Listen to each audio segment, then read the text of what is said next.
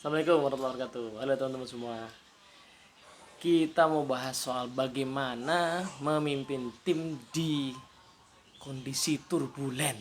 Nah, jadi sebenarnya kondisi turbulensi itu bukan hanya terjadi ketika kondisi kayak sekarang ini, teman-teman semua ya.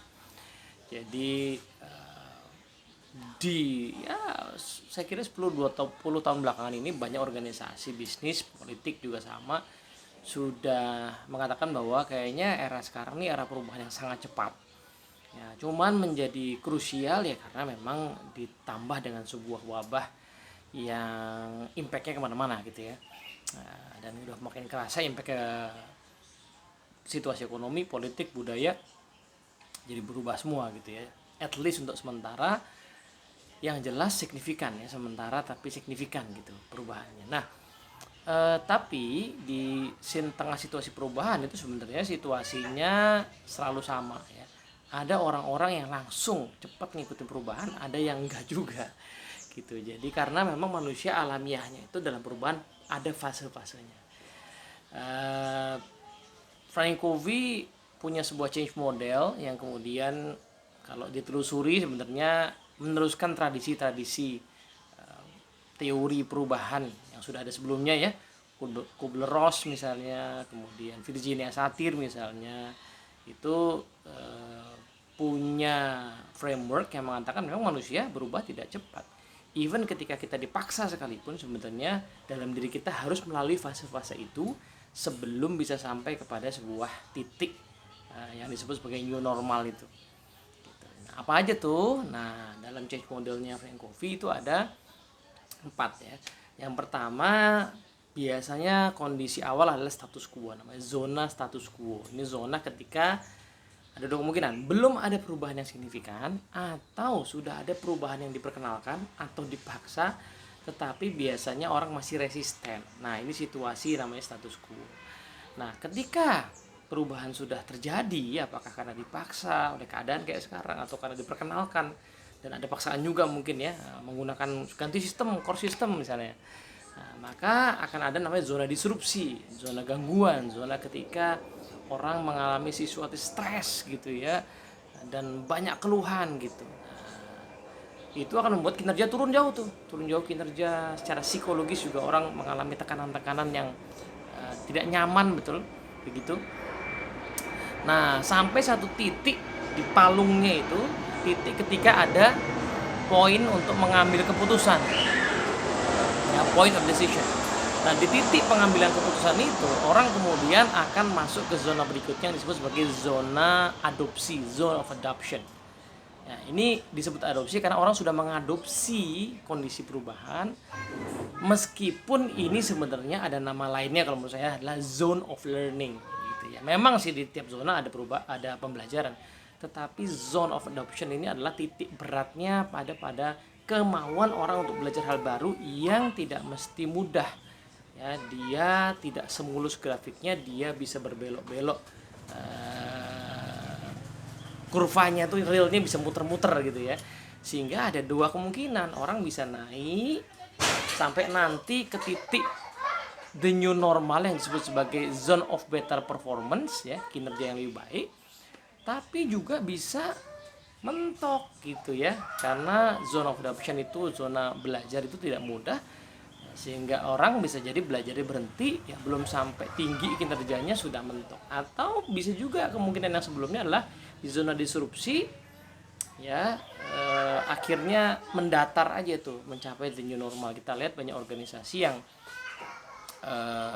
mengalami sebuah disrupsi dalam industrinya, masih hidup organisasi sampai sekarang, tapi kinerjanya sudah tidak pernah sama lagi atau mentok di situ-situ aja, atau ya industrinya berkembang jauh ya dia begitu-gitu aja gitu ya. Jadi ini semuanya zona yang sangat dinamis. Nah, menariknya sebenarnya 4 zona ini tidak hanya terjadi di lingkup yang besar, di lingkup yang kecil pun juga sama ya. Kita pun di tataran individu juga sama. Kita biasanya kalaupun ada ide baru ya tentang hidup sehat misalnya gitu ya, belajar online gitu misalnya, atau belajar teknologi digitalisasi, itu biasanya kita status quo dulu even ketika sudah ada perubahan yang diperkenalkan status quo dulu, terus main media sosial nih company kita, status quo dulu.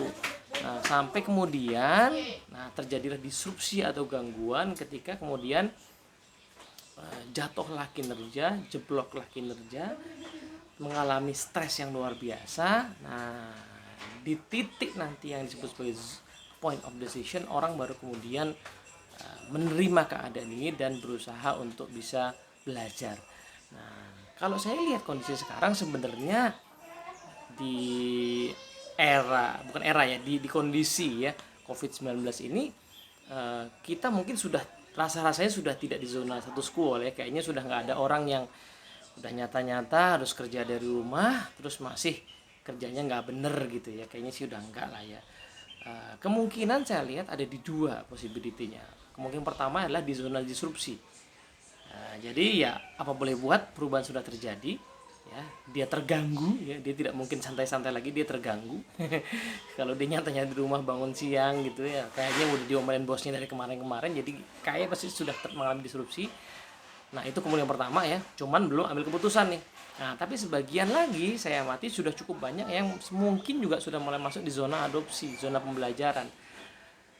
Teman-teman saya yang fasilitator oke lah, sudah mulai terbiasa ya berlatih menggunakan webinar misalnya, tapi tentunya nggak langsung mulus ya, banyak yang masih nyari-nyari bentuk ya, sinyal di mana yang bagus, cara makainya gimana, enaknya pakai platform yang mana, cara ngajarnya gimana, tentu harus berubah. Itu zona painful juga gitu, tapi disitulah letak kemajuannya yang nanti akan sampai satu titik ketika itu terjadi, jadi kinerja yang lebih baik. Nah, di dua zona ini, kalau yang terakhir kan kita belum bahas karena belum nyampe gitu ya. Di dua zona ini yang diperlukan adalah proses dialogis, proses interaksi, proses saling belajar yang terus-menerus. Kalau zonanya masih disrupsi, maka kita terus berdialog untuk menyadarkan orang pentingnya segera ambil keputusan untuk belajar. Tapi tetap harus dialog, karena orang harus mendapatkan keputusan itu dalam dirinya sendiri. Keputusan dalam diri orang itu tidak bisa kita paksa gitu ya. Tapi ya sepertinya di situasi sekarang sih orang akan dipaksa keadaan dan akan cepat gitu ya, karena sudah mulai banyak cerita juga soal organisasi yang tutup gitu. Nah, di zona adopsi, proses pembelajaran harus lebih banyak dilakukan. Saya sih justru menyarankan ya, organisasi yang masih sanggup hidup, ya mudah-mudahan tidak terjadi sesuatu yang lebih buruk lagi gitu ya, masih sanggup hidup, maka jangan pernah sekali-kali menghilangkan proses pembelajaran. Justru di momen slow down adalah kita harus menambah aktivitas pembelajaran. Saya tidak mengatakan aktivitas pembelajaran harus bentuknya training, tidak hanya itu ya, tapi bentuknya adalah evaluasi, yuk produk-produk kita yang masih bagus yang mana, yang perlu kita perbaiki yang mana. Eksplorasi yuk cara-cara baru yang bisa kita pakai nanti kalau sudah keadaan membaik. Teknologi apa yang bisa membantu? Apa hal-hal yang selama ini kita abaikan, belum kita pelajari. Nah, jadi momen-momen belajar itu harus dipersering dan dijadwalin gitu ya. Video call jangan hanya bicara soal update pekerjaan yang ya pasti kelihatannya lambat itu resultnya gitu ya. Tapi harusnya kita jadwalkan momen pembelajaran kalau perlu tiap hari. Ya, bentuknya bisa evaluasi, bentuknya bisa sharing session, bentuknya bisa riset penelitian dengan metode dengan keterbatasan sumber yang ada, nggak terbatas lah ya sekarang dengan internet banyak sekali sumber. Pelatihan kalau masih punya budget good, undang ahli untuk sharing, bedah buku, karena disitulah sebenarnya proses belajar. Nah, kalaupun ada proses eksekusi yang kita jalankan terus, nah jangan juga lupa untuk menjadikan proses eksekusi itu sebagai proses belajar juga. Ya, ada lesson learn yang selalu kita ambil di proses eksekusi itu. Nah, supaya nanti zona adopsi ini tidak terlalu melungker-lungker, ya, dia bisa mulus naik, ya relatif mulus naik ke atas, dan nanti di situasi yang sudah membaik bisa mencapai yang namanya better performance. Nah, begitu teman-teman semua, moga-moga manfaat. Assalamualaikum warahmatullahi wabarakatuh.